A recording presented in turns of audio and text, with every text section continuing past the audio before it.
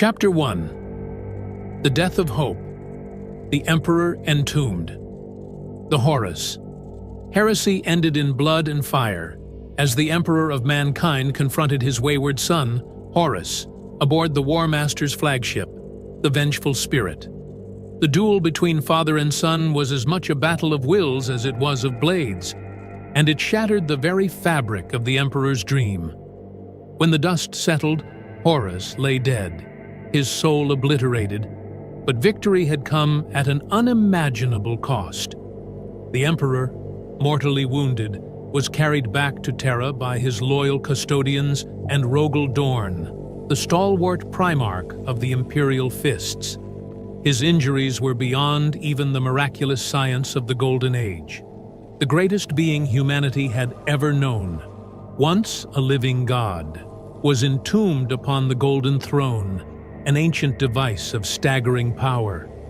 It was not meant to sustain life indefinitely, but it would now do so for eternity, or until it failed. The Golden Throne itself became a paradoxical symbol, a triumph and a tragedy. The Emperor's psychic might kept the Astronomicon, the great warp beacon, alive, allowing interstellar travel to continue.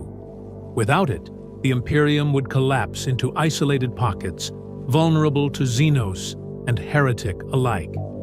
Yet the cost was unimaginable. The Emperor's vision of a united humanity, free from superstition and fear, was reduced to a lifeless husk. His physical body decayed, even as his mind remained a blazing presence in the immaterium. The implications were immediate and dire. With the Emperor silent, the Imperium was thrown into chaos. The Council of Terra, originally a body of advisors, was forced to assume command, and the nascent High Lords of Terra emerged as the de facto rulers of humanity. The centralized authority of the Emperor was no more. What was once a guiding light became a distant echo, filtered through bureaucracy and dogma. But beyond the political vacuum, there was a spiritual one. Across the shattered Imperium, humanity's faith began to shift. The Emperor, who had long decried religion, was now venerated as a god. The cult of the Emperor, once suppressed by imperial decree, flourished in the wake of his sacrifice. Pilgrimages to Terra began, and the imperial creed slowly took root, transforming the Imperium into a theocracy over the centuries to come. For the common citizen, life became grimmer. Terra itself, the cradle of humanity, was left a broken world. Billions had died during the siege of Terra, and the planet was no longer a beacon of culture and unity, but a fortress world of bureaucratic sprawl, choked by ash and decay. And yet, the people believed, or were made to believe, that the Emperor watched over them, even in his silent vigil. The Custodian Guard, once the Emperor's personal protectors, took on a new role. They stood as unyielding sentinels, never again leaving the throne room, ensuring that none would disturb their master's eternal suffering. The Primarchs, who had fought so valiantly, were left directionless. Some stayed to rebuild, while others vanished into the void, consumed by grief, anger, or duty. The Emperor's entombment marked the beginning of a new age, the Age of the Imperium. It was an age born of desperation, held together not by the Emperor's vision, but by fear of its collapse. The golden light of hope had dimmed, replaced by the cold, harsh reality of survival. In truth, this was the death of hope. The Emperor's great crusade to unite humanity under reason and progress ended with his deification. His dream was gone, but his will endured, flickering like a dying star. And for 10,000 years, the Imperium would cling to that fragile ember, teetering always on the edge of ruin. Warhammer Chapter 2. The Scouring. Vengeance across the stars. With the Emperor entombed upon the Golden Throne and Terra left in ruins, The loyalist forces of the Imperium turned their grief into a singular purpose: vengeance. The traitor legions, those who had turned against the Emperor during the Horus Heresy, could not be allowed to escape. Thus began the Scouring, a galaxy-wide campaign of retribution that would burn the remnants of Horus's rebellion from the stars. The Scouring was a brutal, unrelenting purge, orchestrated by the surviving Primarchs and their loyal warriors. Roboute Guilliman, the Primarch of the Ultramarines, emerged as the de facto leader of the shattered Imperium. His tactical brilliance and organizational prowess became the backbone of this crusade. Alongside him stood Primarchs such as Lionel Johnson of the Dark Angels, Vulcan of the Salamanders, and Jagatai Khan of the White Scars. These warlords of humanity became avenging angels, striking out into the void to hunt the traitors.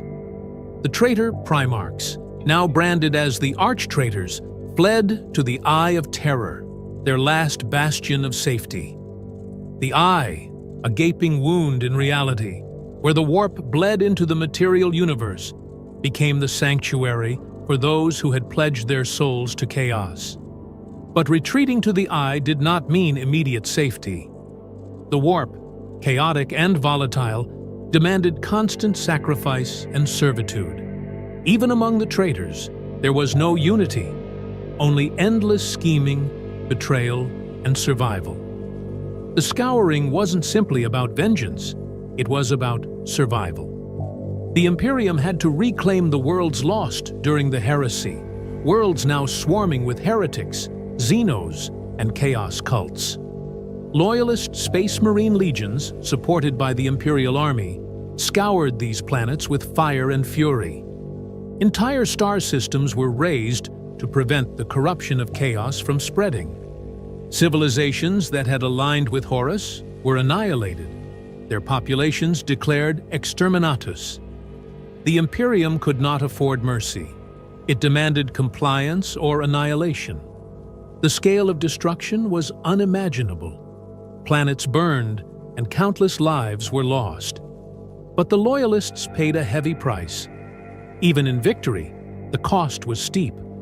The remaining Loyalist legions were worn thin, their numbers depleted, their morale pushed to the brink. These warriors, forged in the fires of the Great Crusade, were now hollowed by the horrors they had witnessed and the betrayals they could never forget. Amid the carnage, the seeds of a new era were sown. Roboute Guilliman recognized that the Legiones Astartes, the mighty armies of genetically engineered super soldiers, could no longer remain as they were.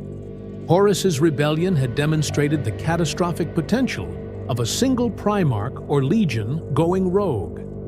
To prevent such a disaster from happening again, Guilliman began drafting what would become the Codex Astartes, a guide to reorganizing the legions into smaller, independent chapters. But this change would come later.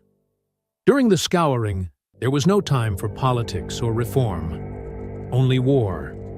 The Scouring wasn't without its tragedies.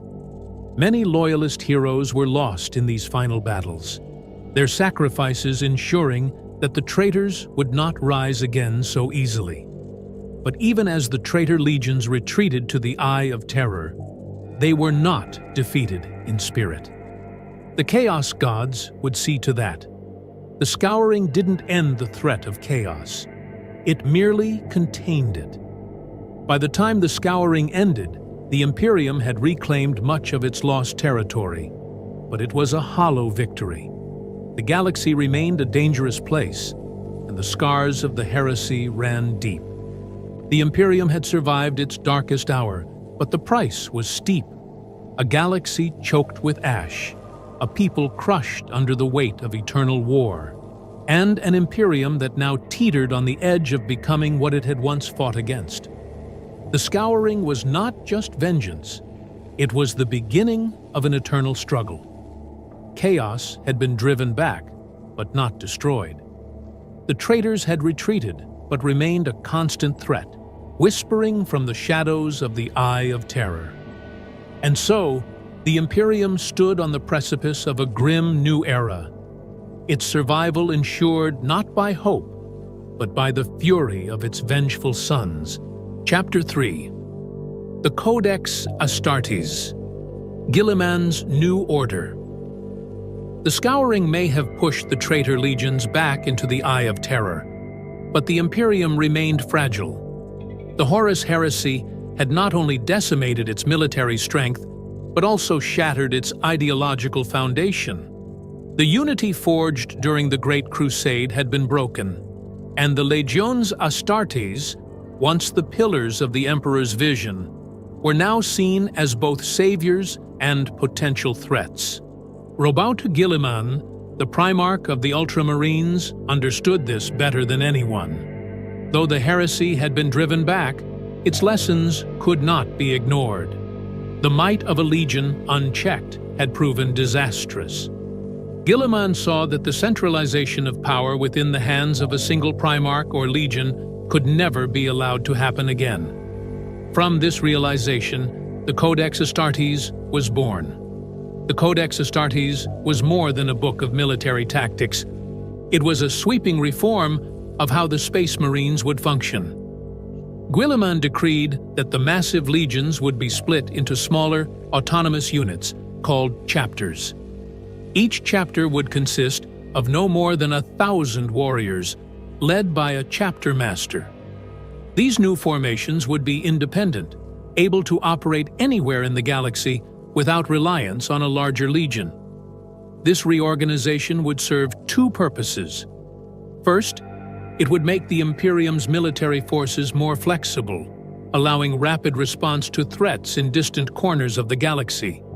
Second, and more importantly, it would prevent any single force from amassing the power to overthrow the Imperium again.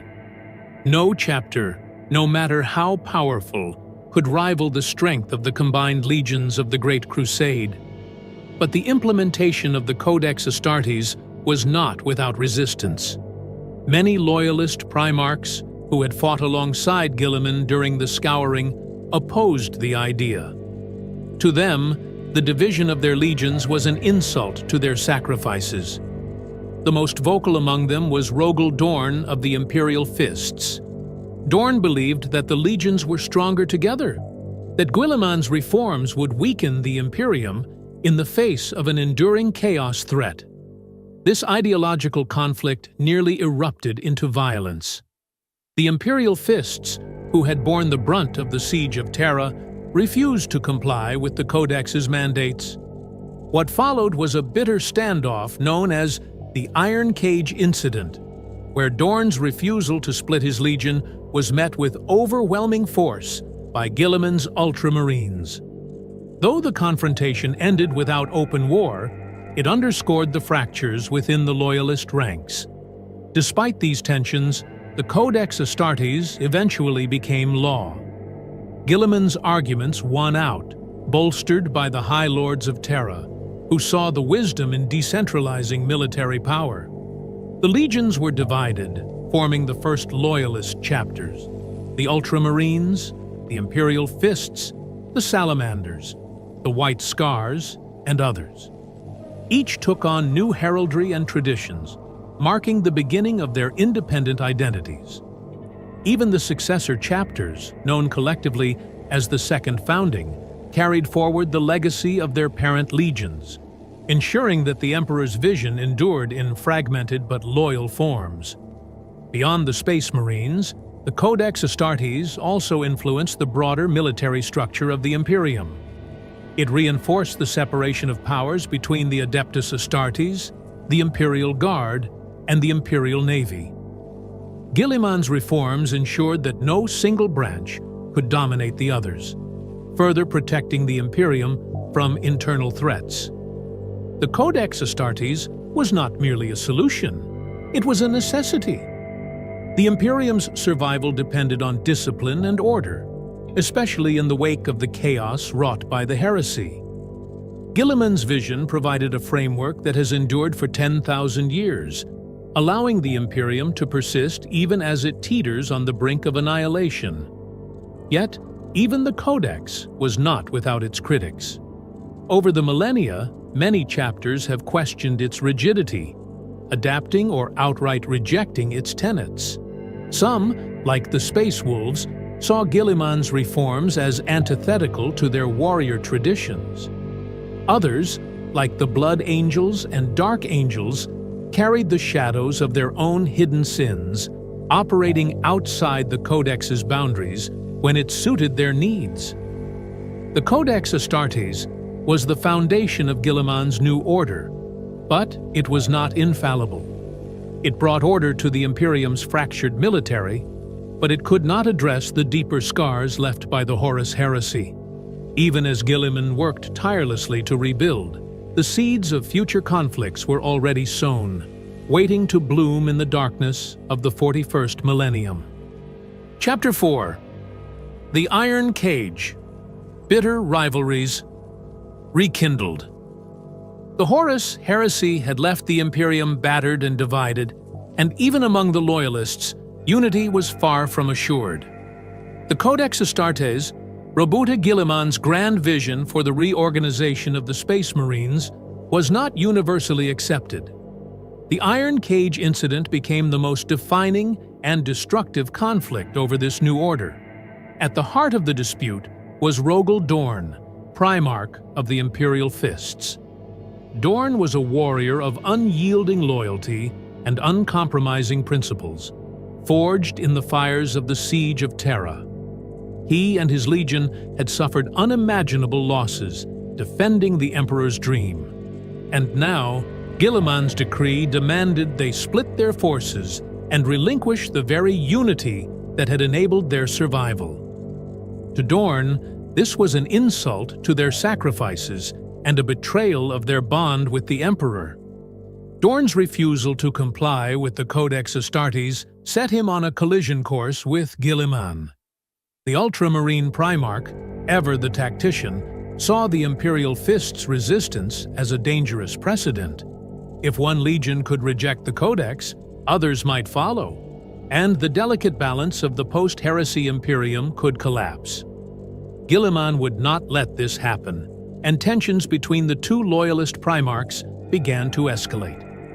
The conflict came to a head when Dorn, in an act of defiance, launched a campaign against a massive Chaos fortress constructed by the Iron Warriors, their most bitter rivals. This fortress, a labyrinthine death trap brimming with heretical defenses, was known as the Iron Cage.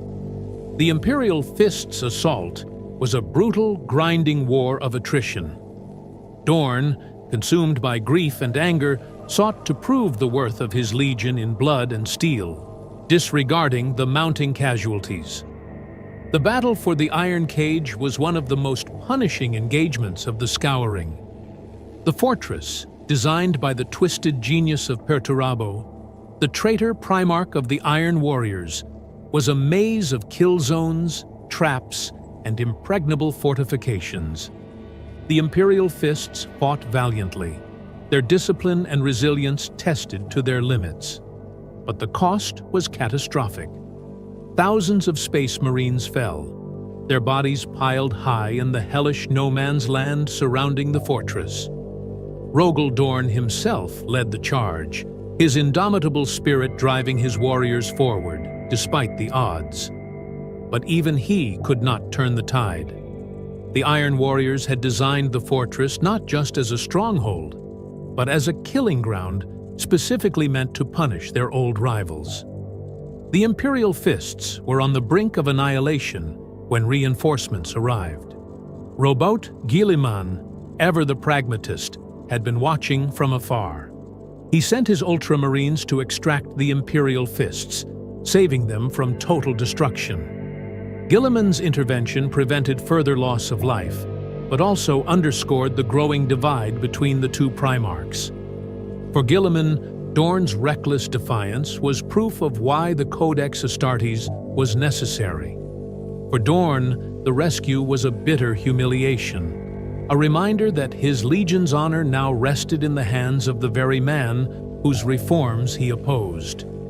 In the aftermath of the Iron Cage, Rogal Dorn finally relented.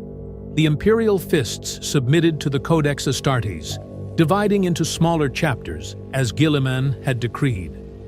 The Templar Brethren became the Black Templars, a crusading chapter that would carry on Dorn's zealous spirit. Other successor chapters, such as the Crimson Fists, took their place in the Imperium's new order, but the wounds of the Iron Cage would never fully heal. The rivalry between Guilliman's Ultramarines and Dorn's Imperial Fists became an enduring tension within the Imperium, a bitter legacy of the Scouring. For Rogel Dorn, the Iron Cage marked a turning point. His unshakable pride and sense of purpose were tempered by the grim reality of what he had nearly lost. Though he accepted the Codex Astartes, he remained deeply skeptical of Guilliman's vision, carrying his resentment in silence. For Guilliman, the incident reaffirmed the necessity of his reforms. The Codex Astartes wasn't just about strategy. It was about preventing the unchecked hubris that had nearly doomed the Imperium. The Iron Cage was more than a battle. It was a test of the Imperium's resilience. It proved that even among the Emperor's chosen, unity was fragile, and pride could be as dangerous as heresy. The scars of this bitter conflict would linger, shaping the future of the Space Marines and the Imperium they served.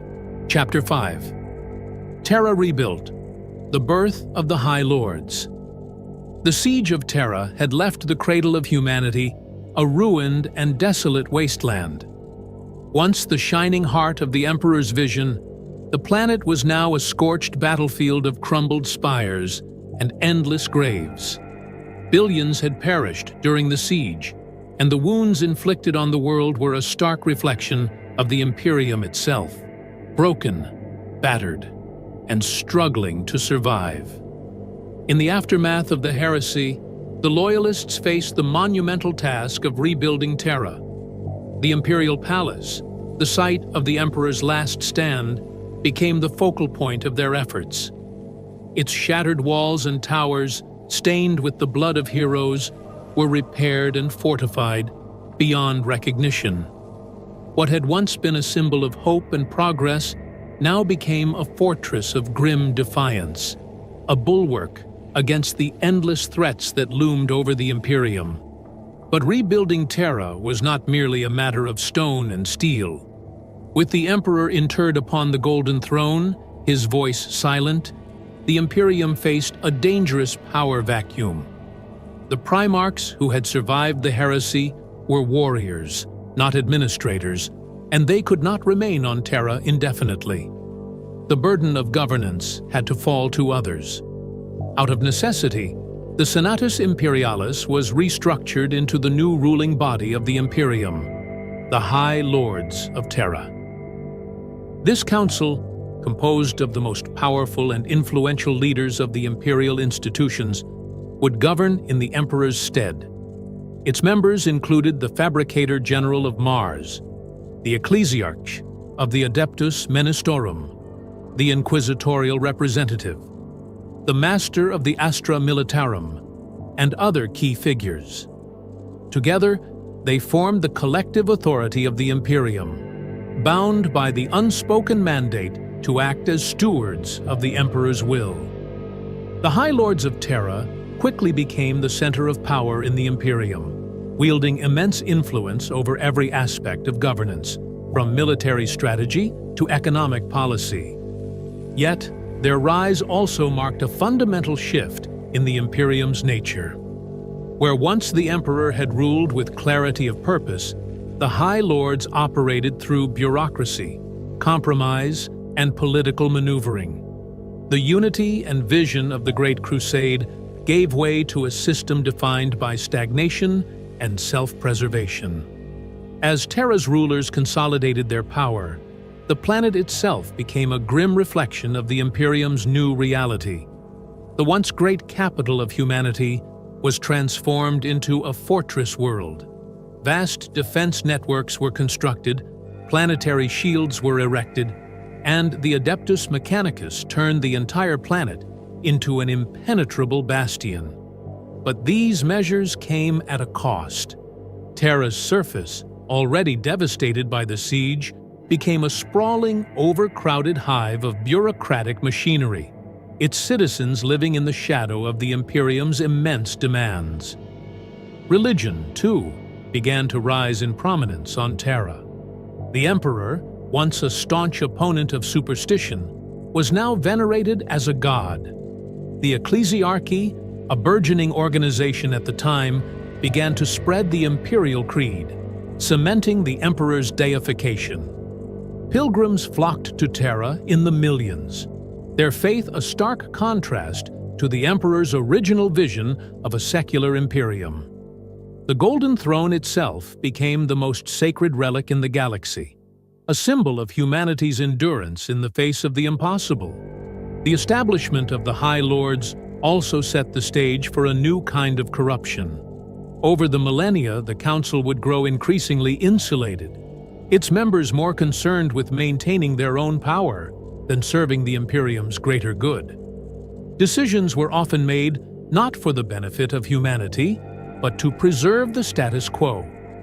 Terra's transformation into the heart of the Imperium's bureaucracy ensured that this pattern would endure for 10,000 years.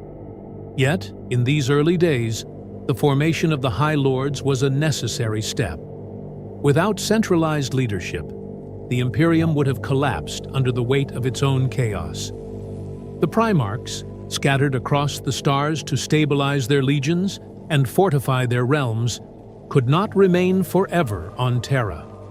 The High Lords ensured that humanity would have some semblance of order, however flawed, in the Emperor's absence. Terra's rebirth marked the beginning of a grim new era.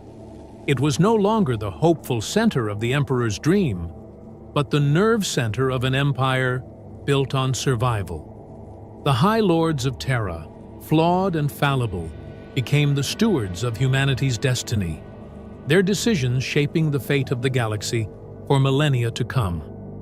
The scars of the Heresy would never fully heal, but Terra endured, silent, watchful, and forever bound to the shadow of its absent master. Chapter 6. The Ecclesiarchy ascends. Faith becomes law. In the wake of the Horus heresy, humanity sought solace in the face of unimaginable loss. The Emperor, once a living god in all but name, was now immobile and silent upon the Golden Throne. Though he had always rejected superstition and religion, his sacrifice and the near destruction of the Imperium became fertile ground for a new faith to rise. What emerged from the ashes of the heresy was a vast, unifying religion that would shape the Imperium forever, the Ecclesiarchy. At first, this faith began as scattered cults, groups of people venerating the Emperor as a divine figure who had saved humanity from extinction. These proto-imperial cults spread like wildfire across the shattered Imperium, uniting populations that had been left fractured and leaderless. Their message was simple. The Emperor was not merely humanity's greatest leader. He was its god. For the common citizen, faith in the Emperor provided hope in a galaxy where survival was bleak and uncertain. Pilgrimages to Terra began in earnest, and shrines to the Emperor appeared on countless worlds. To the devout, the Golden Throne was not just a life support device, but a divine artifact sustaining all of humanity. The Astronomicon, fueled by the Emperor's psychic light, became proof of his godhood, a beacon guiding the faithful through the stars. As this faith grew, so too did its organization. Over time, the Adeptus Ministorum, also known as the Ecclesiarchy, emerged as the formal institution of this burgeoning religion. Based on Terra, the Ecclesiarchy began codifying the Imperial Creed, a set of doctrines that enshrined the Emperor as the one true God of humanity. The Creed preached obedience, sacrifice, and the eternal struggle against heresy, xenos, and chaos. It reinforced the Imperium's martial spirit, binding its people together under a shared belief. The rise of the ecclesiarchy was not without its challenges.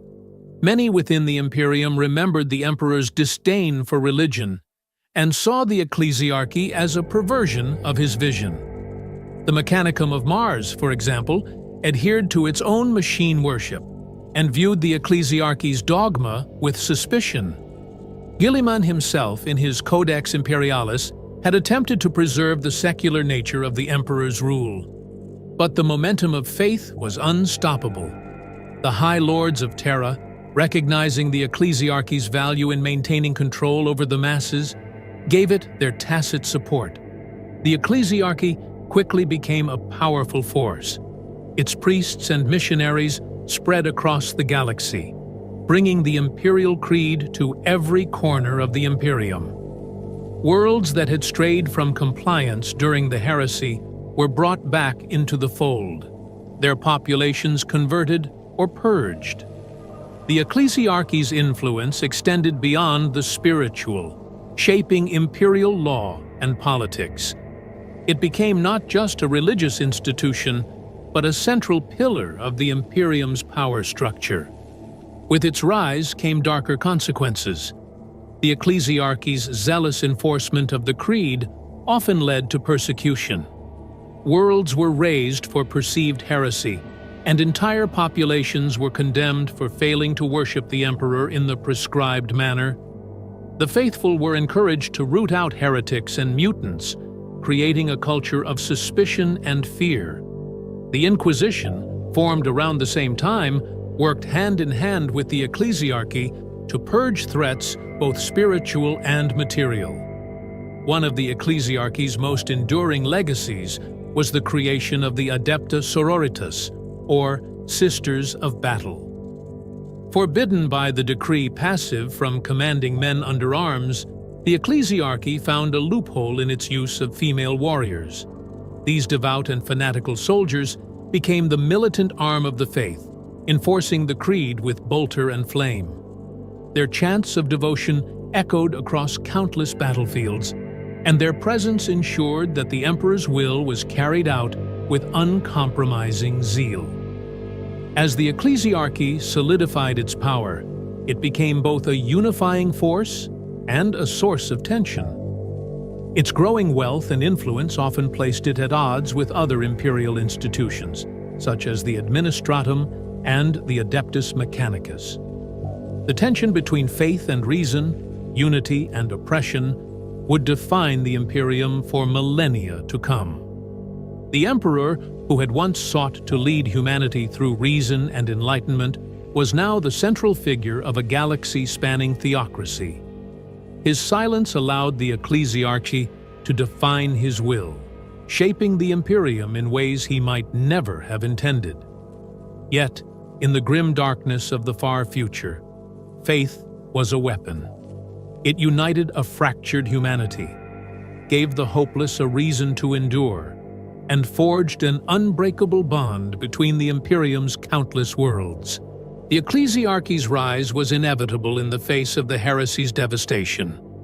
The Imperium needed more than warriors and administrators. It needed belief.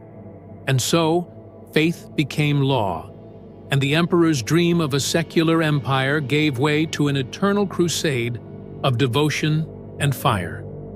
Chapter 7. The Black Ships, a Galaxy's Psychic Debt. In the aftermath of the Horus Heresy, the Imperium faced a dire and growing threat that could not be ignored: the unchecked proliferation of psychers. As the galaxy was ravaged by the forces of chaos, humanity's latent psychic potential surged. On countless worlds, new psychers were born, their abilities often manifesting uncontrollably, wreaking havoc and attracting the predatory gaze of the warp. To address this crisis, the Imperium formalized a system to gather, control, and exploit these psychers. The Black Ships, immense and foreboding vessels of the Adeptus Astra Telepathica, became the primary instrument of this effort. These colossal ships traveled across the galaxy, descending upon imperial worlds to collect psychers for processing. the appearance of a black ship was a moment of dread and solemnity, a reminder of the Emperor's silent dominion and the terrible cost of humanity's survival. The Psykers gathered by the black ships were divided into two fates: servitude or death. Upon reaching Terra, they were subjected to rigorous screening by the Scholastica Psychana. Those deemed strong enough to control their powers were trained to serve the Imperium. They became astropaths, aiding interstellar communication, sanctioned Psykers, lending their abilities to the Astra Militarum, or combat Psykers, wielding their power on the battlefield. These Psykers were essential to the Imperium's survival. Their talents harnessed to navigate the warp, channel psychic energy, and battle the demonic forces of chaos. But the majority of Psykers did not pass these trials. Those too weak to resist the lure of the warp, or whose abilities posed too great a threat, were sacrificed. They were fed to the Golden Throne to sustain the Emperor's psychic might. Every day, thousands of Psykers perished to maintain the Astronomicon, the psychic beacon that allowed the Imperium to traverse the stars. Their deaths were a grim necessity, a price paid to keep the Imperium alive in a galaxy fraught with danger. The black ships were not merely a logistical tool, but a stark symbol of the Imperium's priorities. They represented the constant tension between survival and morality, between the needs of the many and the fate of the few. The Psykers taken by the black ships were often viewed with fear and suspicion by their own people. To the average citizen, Psykers were a reminder of humanity's vulnerability to chaos, a living testament to the dangers lurking in the warp. This fear was not unfounded. Rogue Psykers, those who escaped detection or rejected the Imperium's authority, became some of the most dangerous threats to humanity. Untamed psychic powers could unleash catastrophic warp phenomena, from mass possessions to demonic incursions. The Imperium's relentless pursuit of rogue Psykers was not only a practical necessity, but an ideological imperative. Psykers represented the thin line separating humanity from the predations of chaos, and the Imperium would tolerate no weakness in this regard. The black ships also played a critical role in the Imperium's relationship with the Adeptus Mechanicus. The Mechanicum's understanding of the warp and its psychic dimensions was highly pragmatic, and they provided many of the technological advancements that made the black ships possible. The ships themselves were wonders of ancient craftsmanship, capable of shielding their crews from the warp's corrupting influence while containing the dangerous Psykers within. Yet, the black ships were also a reminder of the Imperium's fragility. The psychic burden of sustaining the Astronomicon and protecting humanity from chaos grew with each passing century. The sacrifices required to maintain the Emperor's light were staggering, and the system was stretched to its breaking point. Even as the black ships continued their grim work, the Imperium could never rest. The warp was an eternal adversary, and humanity's psychic debt was one that could never be fully repaid. The story of the black ships is one of duty and despair. They are the silent ferries of the Imperium's grim reality, carrying the hopes of countless worlds and the bodies of those sacrificed for humanity's survival.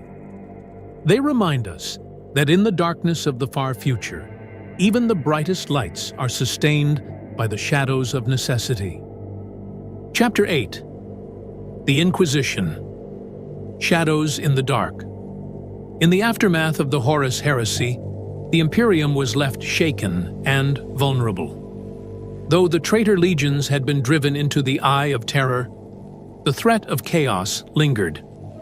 Heresy had taken root during the heresy itself, infiltrating even the highest echelons of humanity. The Imperium's survival demanded vigilance, not just against external enemies, but against the insidious corruption that lurked within. Thus, the Inquisition was born, a shadowy and secretive organization tasked with rooting out heresy, mutation, and the taint of chaos, no matter the cost. The origins of the Inquisition can be traced back to the Emperor's direct orders during the Great Crusade. He had foreseen the dangers of chaos and had empowered certain individuals to act as his agents, wielding authority to investigate and eliminate any threat to humanity. After the Heresy, this mandate was expanded, and the Inquisition became a formal institution. Its motto, "Innocence proves nothing," epitomized its uncompromising approach to protecting the Imperium. The Inquisition was divided into ordos, each focused on a specific type of threat. The Ordo Hereticus hunted heretics, cults, and rogue psychers. The Ordo Xenos monitored and eliminated alien threats that endangered humanity. And the Ordo Malleus, perhaps the most secretive, was charged with combating demonic incursions and the influence of the Chaos Gods themselves. Over time, smaller, more specialized ordos were established, each addressing unique dangers from technology to time distortions. The Inquisitors themselves were figures of immense power and autonomy. Answerable only to the Emperor and their own conscience, they had the authority to command entire armies, requisition resources, and execute individuals or even entire planetary populations if deemed necessary. They operated outside the bounds of normal imperial law, their work shrouded in secrecy and fear. To encounter an Inquisitor was to face the embodiment of the Imperium's ruthless resolve. But this power came with immense responsibility and danger. Inquisitors were often forced to walk the thin line between dedication and corruption. Their exposure to the horrors of chaos and the warp made them vulnerable to the very forces they sought to destroy. Many Inquisitors fell to temptation or madness, their crusade for purity ending in their own damnation. This grim reality only fueled the Inquisition's paranoia, creating an institution that was as much at war with itself as it was with the Imperium's enemies. The Inquisition's methods were brutal. Torture, interrogation, and purges were common tools in their arsenal. On some worlds, entire populations were turned against each other, encouraged to report even the faintest suspicion of heresy. While this often rooted out genuine threats, it also fostered a culture of fear and mistrust. The Inquisition's presence was both a shield and a blade, protecting humanity while inflicting wounds that would never fully heal. Despite their fearsome reputation, the Inquisition's work was indispensable. It was often the Inquisitors who uncovered the secret machinations of chaos cults, the resurgence of heretical movements, or the infiltration of alien parasites. Without their vigilance, the Imperium would have succumbed to internal decay long before it fell to external enemies. One of the Inquisition's most enduring legacies was its role in the creation of the Grey Knights. This elite brotherhood of demon-hunting space marines was founded under the auspices of the Ordo Malleus. Unlike other chapters, the Grey Knights were psychers to a man, their purity and loyalty ensured through the most rigorous tests imaginable. They became the Inquisition's most powerful weapon against the demonic, their very existence a closely guarded secret. The Inquisition also maintained a precarious relationship with the Imperium's other institutions. While it wielded authority over nearly every branch of the imperial hierarchy, its presence was not always welcome. The Adeptus Mechanicus, the Adeptus Astartes, and even the High Lords of Terra often resented the Inquisition's interference. Yet none dared openly defy them, for to do so was to risk being branded a heretic. Ultimately, the Inquisition became a symbol of the Imperium's grim reality. It was an institution born of fear and necessity. Its agents, the unyielding guardians of humanity's survival. They operated in the shadows, fighting battles that the Imperium's citizens could never comprehend. Their victories were unsung, their sacrifices unacknowledged, and their methods unrelenting. In the darkness of the 41st millennium, where threats lurked in every shadow, the Inquisition stood as a silent sentinel. It was a reminder that the Imperium's survival came at an unthinkable cost, that the preservation of humanity demanded sacrifices so great they could never be spoken aloud. In their own way, the Inquisitors carried the Emperor's torch, ensuring that his dream, however fractured and corrupted, endured in a galaxy that sought its destruction. Chapter 9. The Eye of Terror, Eternal Vigilance. With the Horus Heresy ended, the traitor legions were driven into the Eye of Terror, a realm of chaos and madness where the Immaterium bled into real space. This vast, gaping wound in the galaxy became the eternal prison and fortress of those who had betrayed the Emperor. Though the scouring had pushed them back, it was not a true victory. The Eye of Terror was more than a hiding place. It was the Chaos God's dominion, where time and reality bent to their will. Here, the traitor legions regrouped, schemed, and prepared for their eventual return. For the Imperium, the Eye of Terror became a symbol of the eternal threat posed by chaos. It was a physical and metaphysical scar, a reminder of the horrors unleashed by betrayal and hubris. Though it was far from Terra, its influence could be felt across the galaxy. Warp storms spilled out from the Eye, disrupting travel and communication. Demonic incursions surged through the veil, bringing death and destruction to nearby star systems. The Imperium could never truly rest while the Eye of Terror loomed. The regions surrounding the Eye became the Imperium's first and most critical line of defense.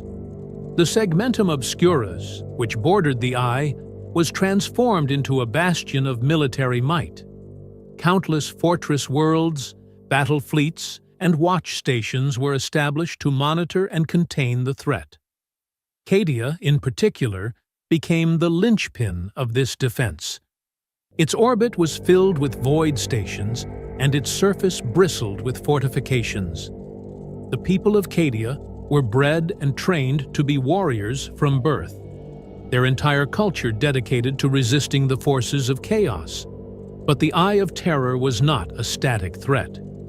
The traitor legions, though fractured and constantly vying for dominance, remained a formidable force.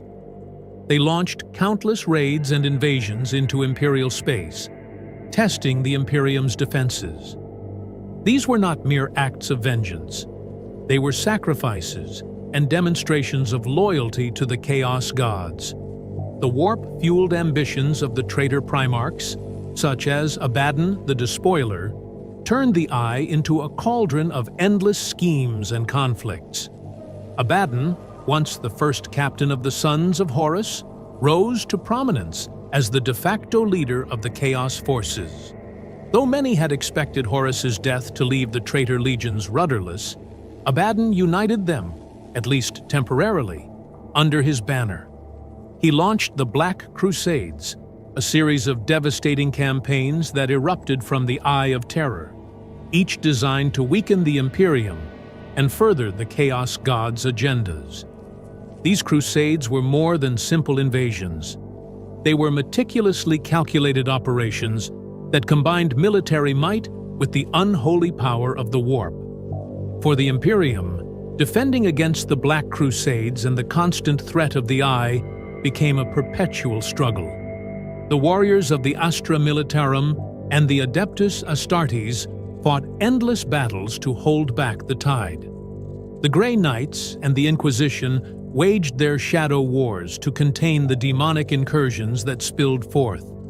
Even the Adeptus Mechanicus dedicated resources to studying and combating the unnatural phenomena surrounding the Eye, seeking to better understand their eternal enemy.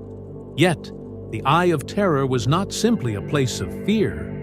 For those within its depths, it was a twisted haven. The traitor legions carved out their own territories, ruled as petty empires under the watchful eyes of their chaos patrons.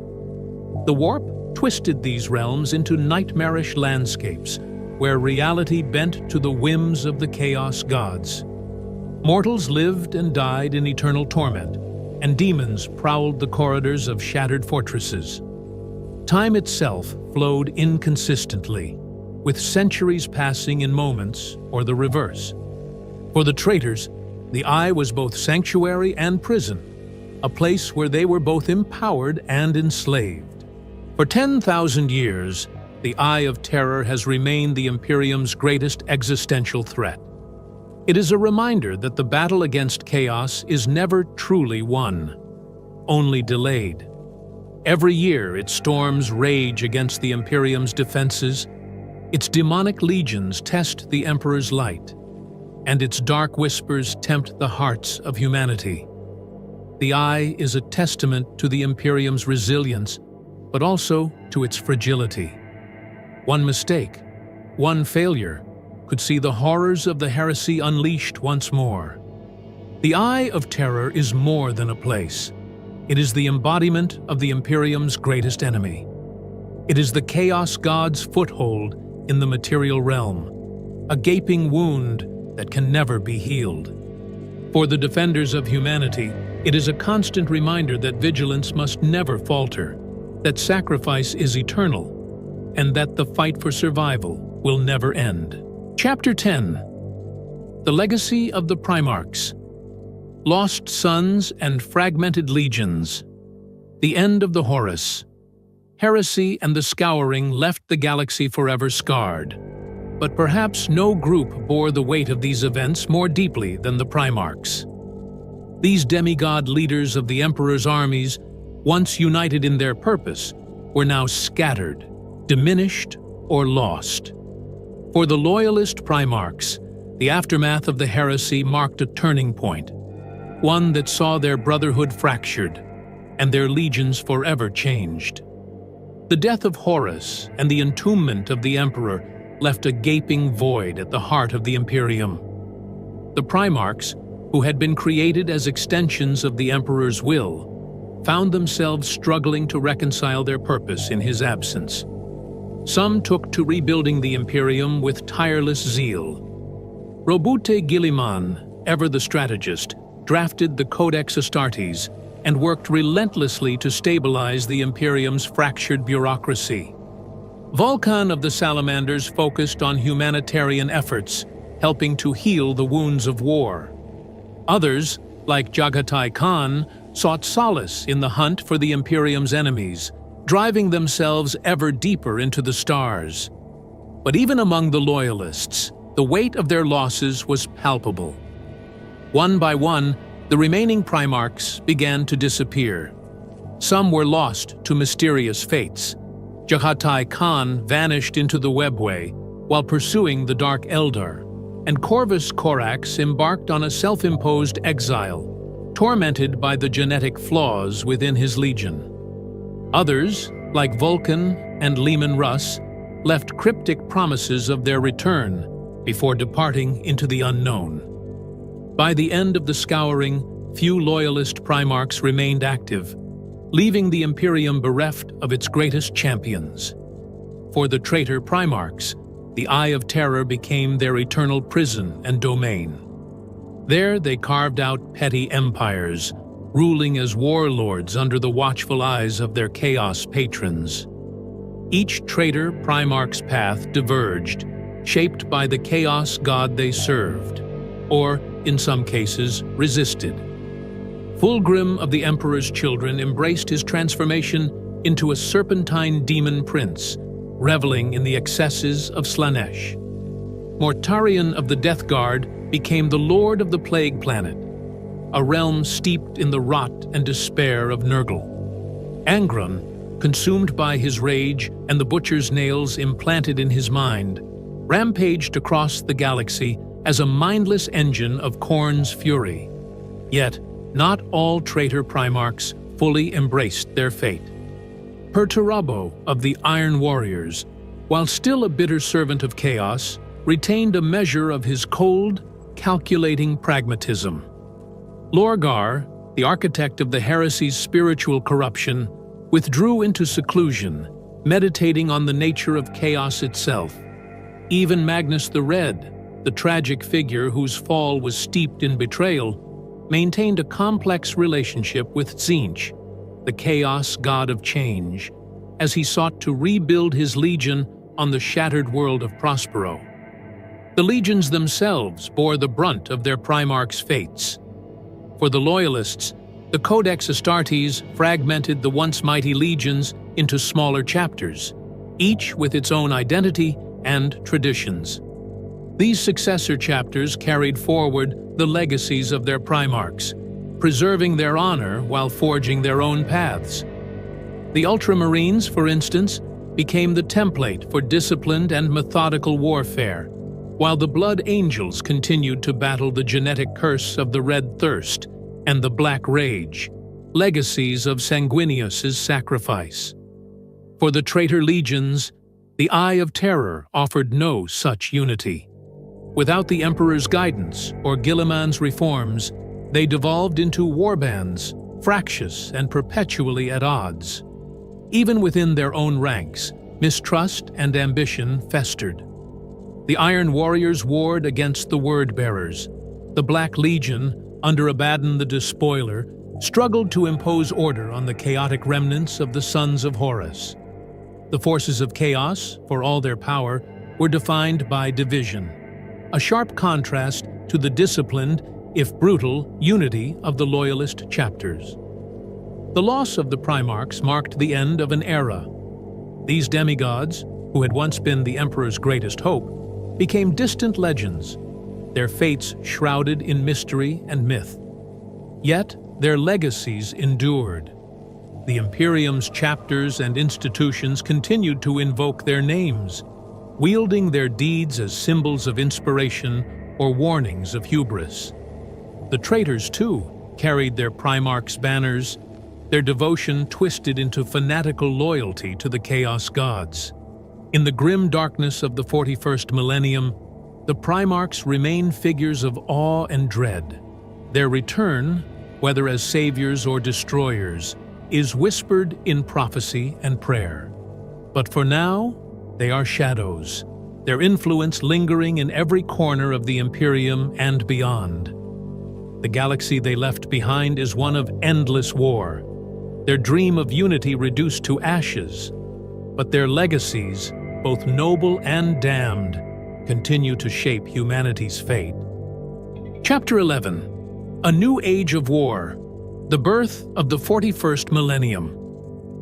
The Imperium of Man emerged from the ashes of the Horus Heresy, battered but unbroken, a fractured empire held together by faith, bureaucracy, and the indomitable will of its people. Yet, the end of the scouring and the consolidation of power were not the dawn of a new era of peace.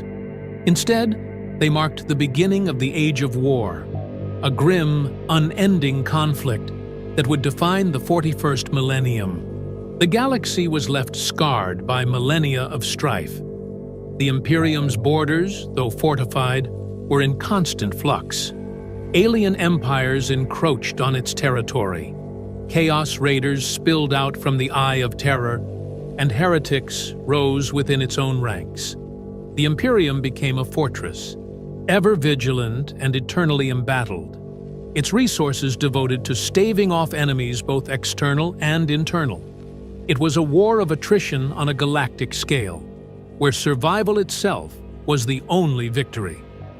The Ecclesiarchy's rise to prominence cemented the Imperium's transformation into a theocracy.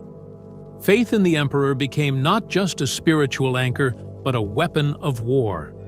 The Imperial Creed united billions, instilling unshakable devotion in the Imperium's citizens.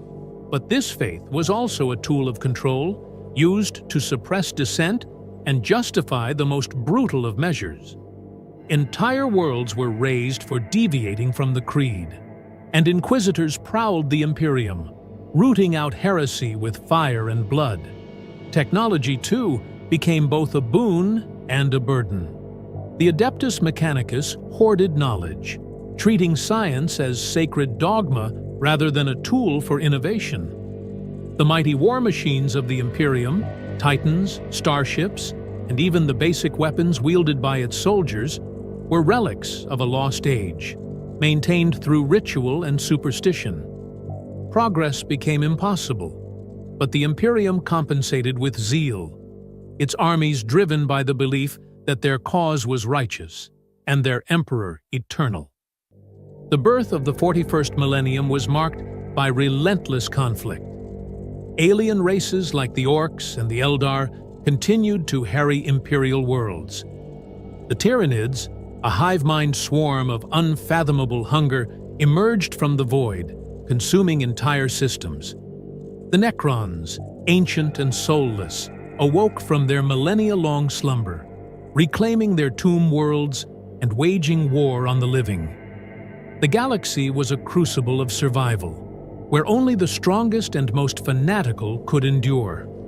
At the heart of this unending war was the ever-present threat of chaos. The Eye of Terror remained a constant wound in the fabric of reality, its storms spilling forth demons and traitor legions with every Black Crusade. Abaddon, the Despoiler, the War Master of Chaos, led his forces in a series of devastating campaigns, each one striking at the heart of the Imperium's defenses. The Imperium's survival depended on its unyielding defenders, Space Marines, Astra Militarum, and countless others who stood against the tide of darkness. Yet, even as war consumed the galaxy, the Imperium endured. Its sheer scale, its fanatical devotion, and the sacrifice of its countless heroes ensured its survival. Whole generations were born, lived, and died, knowing only war, their lives shaped by the unyielding demands of an empire at perpetual conflict. The Emperor's dream of a united, enlightened humanity was long gone, replaced by a grim reality where survival itself was the highest aspiration. The 41st millennium was an age of paradox. The Imperium was the mightiest power in the galaxy, yet it was a crumbling edifice, sustained by faith and fear. Its armies were vast, yet its enemies were legion. Its people worshipped the Emperor as a god, yet he remained silent, a lifeless corpse on the golden throne. And despite the endless war, hope flickered in the hearts of the faithful. A hope that the Emperor would rise again, that the Primarchs would return, and that humanity's destiny might yet be fulfilled. This is the grim darkness of the far future, an age where war is eternal, where humanity stands alone against a galaxy of threats, and where the Emperor's light burns faintly, but fiercely. It is an era of heroes and monsters, of sacrifice and survival. This is the birth of the 41st millennium, an age of war without end,